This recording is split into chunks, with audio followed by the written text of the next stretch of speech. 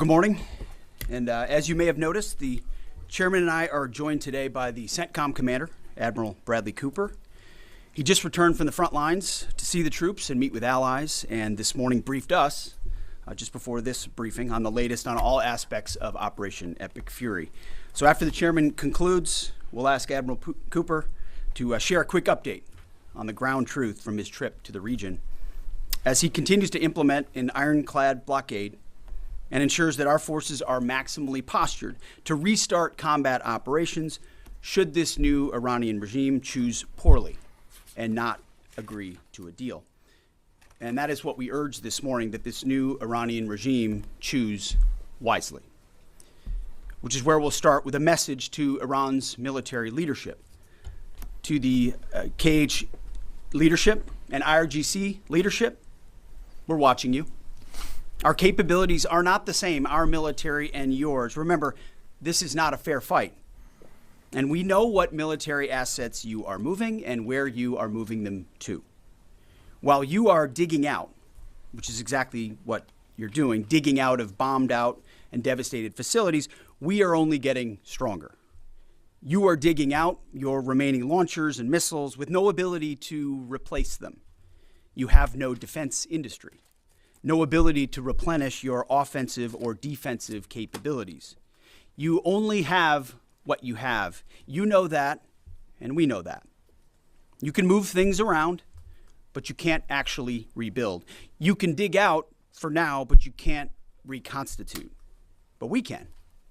We are reloading with more power than ever before, and better intelligence. Even more importantly, better intelligence than ever before, as you expose yourself with your movement to our watchful eye. We are locked and loaded on your critical dual-use infrastructure, on your remaining power generation, and on your energy industry. We'd rather not have to do it, but we're ready to go at the command of our president and at the push of a button. This blockade, which the chairman will detail this morning, is the polite way that this can go. Your energy is not moving and will not move, and we can do this all day. But it's not destroyed yet. Your energy industry is not destroyed yet. You like to say publicly, Iran, that you control the Strait of Hormuz, but you don't have a navy or real domain awareness. You can't control anything. To be clear, threatening to shoot missiles and drones at ships, commercial ships that are lawfully transiting international waters, that is not control. That's piracy. That's terrorism. The United States Navy controls the traffic going in and out of the strait because we have real assets and real capabilities. And we're doing this blockade, performing it with less than 10% of America's naval power. The math is clear. We're using 10% of the world's most powerful navy, and you have 0% of your navy. That's real control, and we have a long track record of dealing with pirates and terrorists. But there is an alternative. As our negotiators have said, you, Iran, can choose a prosperous future, a golden bridge, and we hope that you do for the people of Iran. In the meantime, and for as long as it takes, we will maintain this blockade, successful blockade. But if Iran chooses poorly, then they will have a blockade and bombs dropping on infrastructure, power, and energy. And at the same time, Treasury Secretary Scott Bessent and our friends over at Treasury are launching Operation Economic Fury as well, maximizing economic pressure across the entirety of the government. To Iran, choose wisely. The world watched, and so did you, as the U.S. military moved seamlessly from major combat operations to a world-class blockade. We can make that transition again, very quickly, and even more powerfully than ever. At the direction of President Trump, the War Department will ensure that Iran never has a nuclear weapon. Never. We'd prefer to do it the nice way, through a deal led by our great vice president and negotiating team, or we can do it the hard way. We urge this new regime to choose wisely. Speaking of choosing wisely, a note to the press corps, to the American media, as I just can't help but notice the endless stream of garbage, the relentlessly negative coverage you cannot resist peddling, despite the historic and important success of this effort and the success of our troops. Sometimes it's hard to figure out what side some of you are actually on. It's incredibly unpatriotic. This same press corps, not this exact same press corps, but at least an older press corps, bent over backwards during the Biden administration to explain away the disastrous and disgraceful Afghanistan withdrawal. You called it the greatest airlift in American history.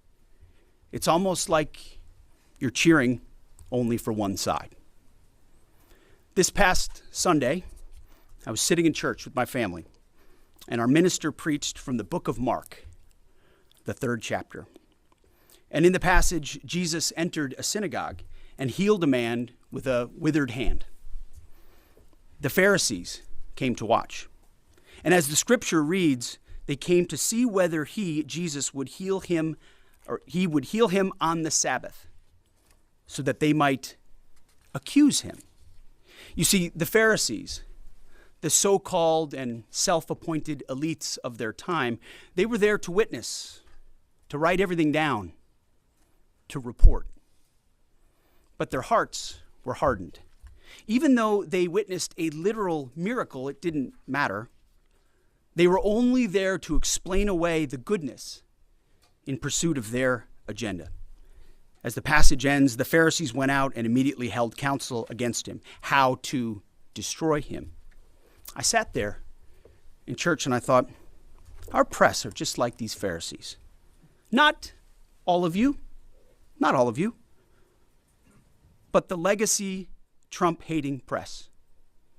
Your politically motivated animus for President Trump nearly completely blinds you from the brilliance of our American warriors. The Pharisees scrutinized every good act in order to find a violation, only looking for the negative. The hardened hearts of our press are calibrated only to impugn. I would ask you to open your eyes to the goodness, the historic success of our troops, the courage of this president, and this historic moment for a deal that could end the Iranian nuclear threat, the incredible battlefield victory laid before your eyes, the not one, but two incredible rescue missions, miracles, you might say, or a locked-in blockade. Or how about historic recruiting numbers? Yesterday, we announced that the Air Force and the Space Force met new higher goals in FY26, 5 months in advance of the end of the fiscal year, five months ahead of time. The Marine Corps and the Army will soon do the same. 2-3 years ago, we couldn't meet lower recruiting numbers, not even close. Where are the reports on that? Where's the coverage of the new spirit in the country, the new spirit in the ranks, the surge of Americans wanting to join the greatest military in the world? Nothing from the fake news. We sense a pattern. You see, on the battlefield, these are demonstrations of uniquely American capabilities, strength and resolve. It's all around you each and every day. But in the press, you only seek the negative, earning each and every day the fake news label. But the American people, with goodness in their hearts, see past the Pharisees in our press. They see the goodness. You watching, you see the goodness. They see the success. They see the reality. And they don't demand perfection, and perfection is not possible on any battlefield. But they see the incredible feats that our troops accomplish every single day. So to those troops, stay focused, block out the noise, stay aggressive. You are showing the world what it means to be an American warrior. You are making this building and the American people proud. We pray for you every day, and we have your back in every way. And to Iran, choose wisely. I pray you choose a deal which is within your grasp for the betterment of your people and for the betterment of the world. In the meantime, the War Department is locked and loaded. Mr. Chairman, over to you. Thank you, Mr. Secretary, and good morning, ladies and gentlemen. Thank you for being here today. Last week, the President of the United States directed a ceasefire that temporarily paused major combat operations in Iran. The unprecedented effort by America's joint force during Operation Epic Fury set the conditions for this ceasefire. And as the Secretary said, I'd like to emphasize during this pause that the United States Joint Force remains postured and ready to resume major combat operations at literally a moment's notice. This morning, I'd like to give you an update on the ongoing blockade in the CENTCOM AOR area of responsibility. On Monday, 13 April at 10 a.m. Eastern Standard Time, at the direction of the President, America's joint force began implementing a blockade against Iran under the leadership of Admiral Cooper and the team at CENTCOM.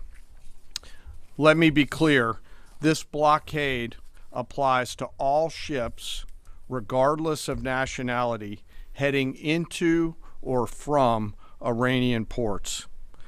The U.S. action is a blockade of Iran's ports and coastline, not a blockade of the Strait of Hormuz. Enforcement will occur inside Iran's territorial seas and in international waters. In addition to this blockade, the joint force, through operations and activities in other areas of responsibility, like the Pacific area of responsibility under the command of Admiral Paparo, will actively pursue any Iranian-flagged vessel or any vessel attempting to provide material support to Iran. This includes dark fleet vessels carrying Iranian oil. As most of you know, dark fleet vessels are those illicit or illegal ships evading international regulations, sanctions, or insurance requirements. More than 10,000 sailors, Marines, and airmen, over a dozen ships and dozens of aircraft are executing this mission. And let me walk you through this operation a little bit. Please go to the first slide. First to the graphic. This is taken before the blockade began. North is up. You can see the blockade line here in the center of the graphic, denoted by the red dashed line. This map is a pull from our common operating picture that we use to allow commanders and key leaders to see what is happening in near real time. We just grabbed screen grabs to highlight the actions and activities. What is not shown is how incredibly congested this area is and the incredible work that our sailors are doing to ensure that they can work in and around an incredibly busy water space.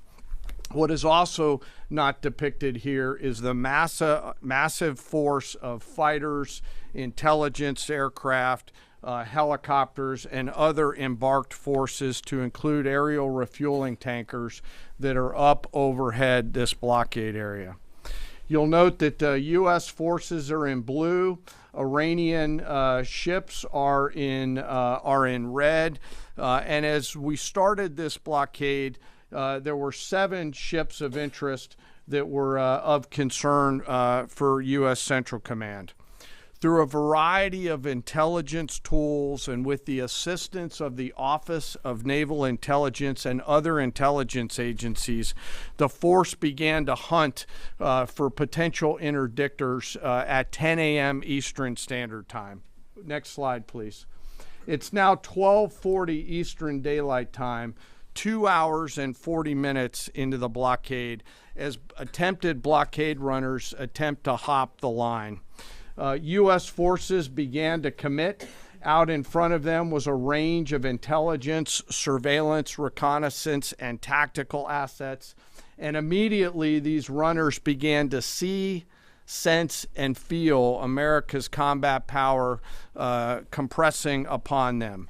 The lead ship, normally a destroyer as depicted here, along with air power off of the USS Abraham Lincoln Strike Group, began to move towards those ships. At each point, The United States Navy will transmit a warning. A young sailor, normally on the bridge of one of those destroyers, a junior officer, picks up that mic and transmits, and I quote, "Do not attempt to breach the blockade. Vessels will be boarded for interdiction and seizure transiting to or from Iranian ports. Turn around or prepare to be boarded. If you do not comply with this blockade, we will use force." And as this message is being transmitted, as I mentioned earlier, those ship masters can literally see, sense, and feel the pressure around them. It's a finely tuned machine, rehearsed multiple times, and executed now 13 times since the blockade has begun. Next slide, please. We're now 24 hours plus into the blockade. You can see the turning around of multiple ships, 12 of which stayed inside the blockade line, one of which not depicted off to the eastern side, turned around before even attempting it. Any ship that would cross the blockade would result in our sailors executing pre-planned tactics designed to bring the force to that ship, if need be, board the ship and take her over. And that includes a series of escalated force options, which could include warning shots and others. Next slide. The final graphic shows taken at 11:20 p.m. the night of 14 April. You can see that the captains of all these ships have made the wise decision not to move, transit, or run this blockade. As I mentioned, so far 13 ships have made the wise choice of turning around. And as we continue to hold this blockade at the order of the Secretary and the President, any vessel that compares to comply with our instructions will be dealt with accordingly. As of this morning, U.S. Central Command has not been required to board any particular ships. And I'll remind you that we are also conducting similar maritime interdiction actions and activities in the Pacific AOR against those ships that left that area before we began the blockade. Before I turn it over to Admiral Cooper, I want to talk briefly today about the men and women enforcing the blockade, America's sailors and Marines, and today particularly our destroyer and surface forces. When we talk about an American destroyer, it's important that you and the American people understand their capabilities. An Arleigh Burke-class destroyer are the backbone of the United States Navy surface fleet. Over 500 feet long, they displace 9,000 tons, and it is the sports car of the United States Navy. From the keel to the mast, they stand nearly 10 stories tall, and their 4 gas turbine engines can drive the ship at 30-plus knots. These ships are armed to the teeth with surface-to-air missiles, land attack cruise missiles, anti-ship missiles, anti-submarine rockets, torpedoes, 5-inch naval guns, multiple electronic warfare systems, embarked helicopters, extending the reach and capability of each and every one of these destroyers. But far and away, the most important weapon on board these ships is the American sailor. Over 300 warfighters are the heart and soul of these warships. At sea, sometimes for months, and these ships out in the CENTCOM AOR have been out there for months. They operate around the clock in a constant state of readiness, always delivering for our joint force. It's hot in the engine room. The engineering team keeps the lights on and the ship powered and able to respond to the orders from the bridge. On that bridge, our sailors maintain a constant watch, maneuvering the ship tactically and safely through always congested water space, and there is a lot out there. It is like driving a sports car through a supermarket parking lot on a payday weekend with thousands of kids in that parking lot as you attempt to maneuver through there to get to that ship that would attempt to run that blockade. Down in the Combat Information Center, the CIC, the Tactical Warfare Center of the ship, that is where the decisions are made. As threats appear, these young sailors are making real-time decisions on how to identify these threats and handle them, and they always deliver. These ships are run by the youngest sailors in our surface warfare Navy. The helmsman, the sailor on the watch at the bridge, is normally just between 18 to 19 years old, and they are trusted to drive this warship through that supermarket parking lot without hitting anything. The conning officer, an equally young commissioned officer who's normally just a few years out of college, is the ones that are giving that young helmsman the orders on where to take that American warship to execute the mission that the Secretary and the President has given us. These are incredibly well-trained sailors. They are led by incredible leaders, salty, experienced leaders, and trusted with deep responsibility. And I'm so humbled and proud of America's Navy. These sailors choose to take the road less traveled to go into the historic surface Navy, and they deliver every single day. Finally, as I often do, I want to highlight one of those surface sailors today and remember our fallen. Today we remember Ensign Robert Thompson of the U.S. Laffey, who died on this day in 1945 in the Battle of Okinawa. He was killed while fighting a fire along with 31 others as 2 Japanese kamikaze aircraft hit their ship. He passed away 1 week after his 22nd birthday and was posthumously awarded the Navy Cross. We remember Ensign Thompson today and all of our World War II vets who continue to give us the gift of a great example. And those surface warfare sailors who are out there doing the job right now take the courage, grit, and determination that those World War II vets gave us into these actions and activities that they're tasked to do every single day. So now I'd like to turn it over to Admiral Cooper to give us a readout of his recent trip to the region. Well, good morning, and Mr. Secretary, thank you for the kind invitation, and Chairman, great to join you. It's a real honor to be here representing the more than 50,000 American service members deployed throughout the Middle East today, supporting operations. And it's great to have the opportunity to highlight the tremendous efforts our warfighters operating forward and the important partnerships with regional allies that continue to thrive.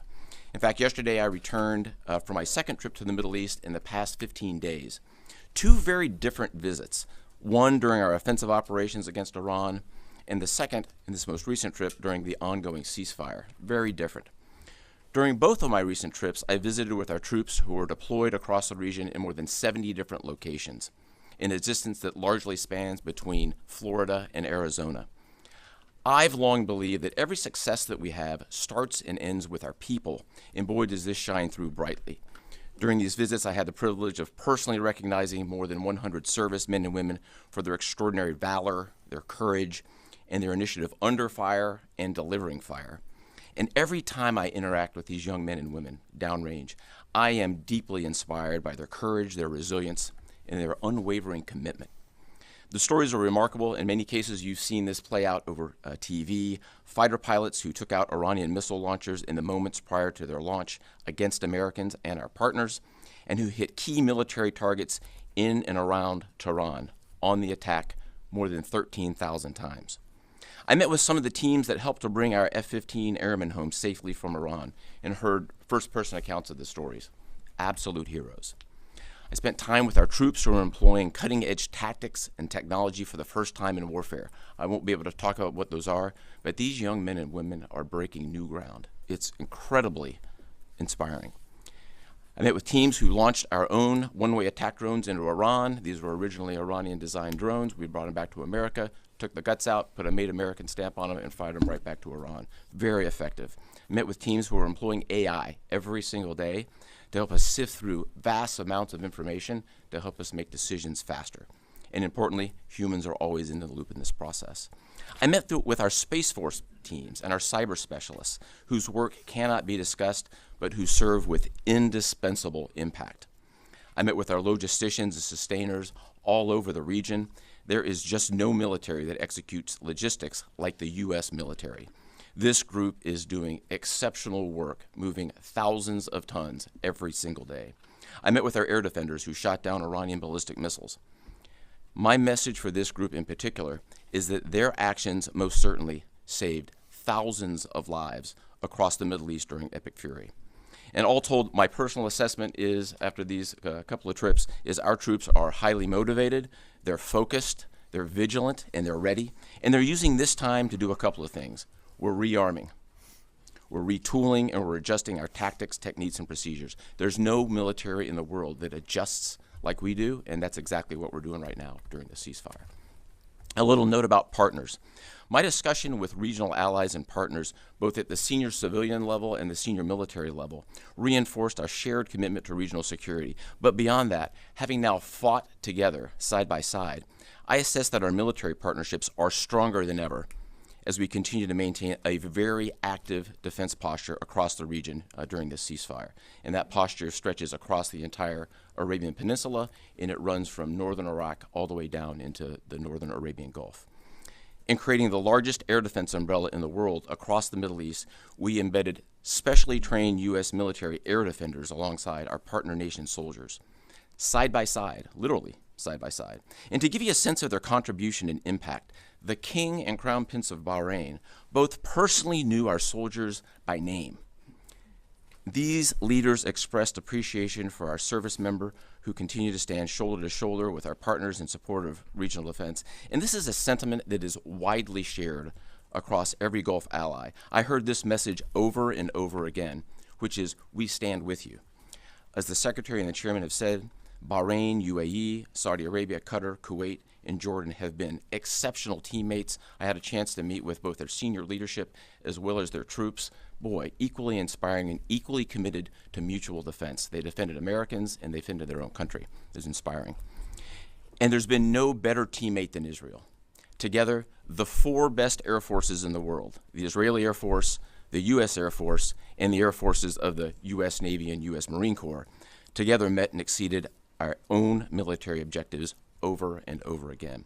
Twice in the past 2 weeks, I've met with the Israeli Chief of Defense to ensure that we remain closely aligned, and we do. And then finally, let me just close by saluting the brave men and women who are in uniform and who continue to answer the call with unrivaled lethality, great teamwork, and resolve. We've asked them to stay ready during this period, and that's exactly what they're doing. I couldn't be prouder, and I know that you and the American people share in that same pride. Thank you so much. All right, we'll take a few questions. Go ahead. Thank you. Alexandra Ingersoll, One American News. How is the Iranians' decimated command and control affecting the ceasefire at this juncture? Ergo, how are we enforcing a ceasefire with an enemy who has virtually no command and control? And then one other question about the Houthis being, have the Houthis been an issue in the Straits of Hormuz and the Bab al-Mandab Strait at the Red Sea? Or are we tracking that militarily? Appreciate that. On the ceasefire front, it's right. Their command and control capabilities are highly degraded. So their ability to talk, see, sense is at the worst it's ever been.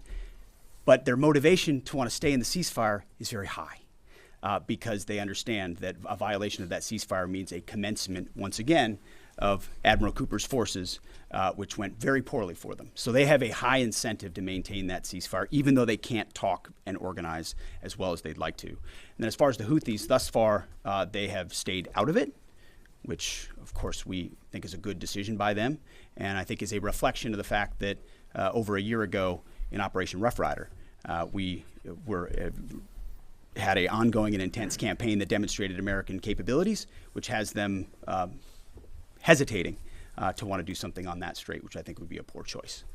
Right here. Good morning, Mr. Secretary, gentlemen. David Zier, Real America's Voice. As commercial shipping ramps up, you know, there was 130 ships a day going through that. As that happens, ships have to anchor up, right, and wait to pass through the narrow strait. Is there any progress with an international force to phase out U.S. military-led escorts or other? Is anyone stepping up to do that? It's a great question. Long term. They should be.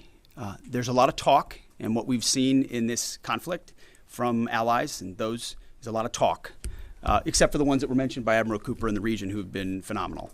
Other allies have talked a lot and haven't done anything. And as the president has pointed out, this is a waterway that the American commerce doesn't use all that much. We don't rely on the energy coming out of the Strait of Hormuz, but Asia does, and Europe does, and large parts of the rest of the world do. And so their ability to muster a collective defense or a clearing of the straits would be a wonderful thing. And we hear and see the talk about it, but when the shots were fired and those countries were needed the most, they weren't there. They weren't in the strait. They weren't alongside us. Their leaders weren't rallying what they have of their navies. If they decide after CENTCOM does the heavy lifting, which again, they should be able to do. We should live in a world where other countries can defend waterways, not just the United States Navy. Should that conclude, which we believe it will, then we would welcome other countries coming in after the fact. But you can't live in a world in perpetuity, and this is a message to the rest of the world and our allies, where you just rely on America to continually do the heavy lifting. Oh, Iran might get a nuclear bomb. Who's going to do something about it? America. And America only. Other allies need to invest in their capabilities so they can project power and do basic tasks like clearing a strait. So we're not counting on it, but it would be wonderful to see it if it ever materialized. Yes. Thank you, Mr. Secretary. Thank you all for your time. I have a couple questions. I know you said a few weeks ago that Iran's supreme leader was wounded and disfigured. Do you have an update on whether he's even alive at this point? And then another question for you. Iranian embassy accounts are sharing an AI video of Jesus Christ kind of bloodily killing President Donald Trump. Does the Pentagon have a response to this, including the fact that this AI Jesus is casting Trump into hell? And then finally, for Admiral Cooper, could you speak to us about the morale of the American service members that you're seeing in the Middle East? I think Americans are really interested in what their experiences and testimonies are like. As far as the status of the individual you mentioned, I believe it's the same. Not a lot coming from him right now, understandably so, a lot of fear. Believed to be alive, wounded, and disfigured. Status remains the same. As far as a video like that, of course, that's disgusting and detached from reality. Iran says a lot of things in the propaganda space based on complete lies, and their actions have been lies. Oh, we don't target, we see missiles going into civilian facilities and hotels in the Gulf states. And they say we only target military targets as you watch drones and missiles go into. So they are going to misrepresent, lie, spin in a multitude of ways, which we are quite used to. Ultimately, they need to come to the table and make a deal. And I'll hand it over to Admiral Cooper for this. Yeah, I would just reiterate my previous comment. Morale is very high. And anyone in the military can take about 2 seconds to figure out what morale looks like by meeting around it with the people. And it is crystal clear. These are motivated young men and women. I had the wonderful privilege of writing a letter early on in the operation to the team forward. And I told them this was going to be a mission of extreme consequence. And serving at a time where you are making a difference, consequential, as the Secretary and the Chairman have described over and over again, is incredibly and deeply meaningful. And I think that's the key part of the drive, as well as being great teammates across the board. It's a privilege to watch. Jerry. Thank you. Jerry Dunleavy with Just the News. I have a couple of questions. First is some critics of the Trump administration policy, including former NCTC Director Joe Kent, have attempted to claim that the Trump administration's policy of zero enrichment for the Iranians is not actually President Trump's policy, but was foisted upon him by the Israelis. Looking back, doing a bit of a refresher for myself, I saw that zero enrichment was the Trump State Department's policy in the first admin. Let me just stop for a second. As someone who, unlike the individual you referenced, is in the presence of the president nearly every day and has been inside every single key meeting that has happened surrounding the idea of Operation Epic Fury, not a single thing has been foisted upon the President of the United States. President Trump makes his own decisions about the interests of this country and defending our interests, and then working with allies and partners, in this case, Israel, who's got a lot of will and a lot of capabilities, which we're grateful for. Nothing gets foisted on President Trump. So those people who are not in those meetings who like to say things about that are just flat wrong. I had a quick one for Admiral Cooper, if that's Sure. okay. Thank you, sir, and thank you for being here. So during Operation Epic Fury, 13 U.S. service members have lost their lives, some of them in an apparent aircraft refueling accident, and some of them from Iranian strikes, including a drone strike. I was wondering if you could share a little bit with us about how those Iranian strikes were able to be successful, and what lessons you've learned, and how you're applying those lessons in the future to make sure that we're able to defend a little bit better against that sort of thing. Sure, really broad question, but first, we will always honor the fallen, and the 13 who lost their lives really helped steel the resolve and congeal the motivation of the forces that are I met many people who knew the fallen personally. I met many who were reported as wounded and are back. 90% of those who have been wounded have been back to duty. It gives you a sense of purpose and motivation. We have collected dozens, if not hundreds, of lessons learned. And as we sit here right now, the Joint Force across the board is taking them and very tactically applying them right now, right here, right now. If I think about a football analogy, if it's halftime or between the third and fourth quarter, great teams are always adjusting, and we are certainly a great team, and that's what we're doing right now, taking the lessons and applying them in a meaningful way. What those are, I'm not going to talk about. I'll say they extend also outside of CENTCOM and across the rest of the Joint Force. We are a learning organization, so adversaries around the world should recognize that and be aware of that. No doubt. And likewise, I mean, the chairman and I have had the opportunity to greet those 13 and their families at Dover, and it does steel our resolve. And I can just attest to the planning that went into every aspect of this, and force protection, ensuring that CENTCOM has whatever it needs and that they're taking the proper posture has always been number one in this effort. Last question. Thank you, Secretary Hegseth. There's reporting that says U.S. intelligence indicates China is preparing weapons shipments to Iran during this ceasefire. What's your reaction? Are these reports accurate, and what would be the consequences for the Chinese if they move forward with these shipments? Well, as you know, President Trump has a very strong and direct relationship with President Xi, and they've communicated on that, and China has assured us that that indeed is not going to happen, and in the spirit of the meeting they'll have next month. Thank you very much. Appreciate it. Thank you.